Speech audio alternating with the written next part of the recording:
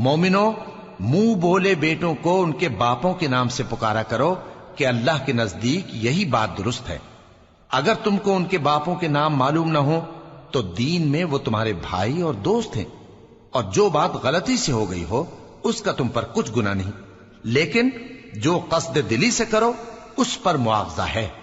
اور اللہ بخشنے والا ہے، مہربان ہے۔ پیغمبر مومنوں پر ان کی جانوں سے بھی زیادہ حق رکھتے ہیں، اور پیغمبر کی بیویاں لوگوں کی مائیں ہیں، اور رشتہ دار آپس میں کتاب اللہ کی روح سے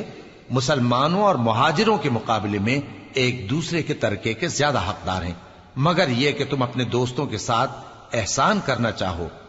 یہ حکم کتاب یعنی قرآن میں لکھ دیا گیا ہے،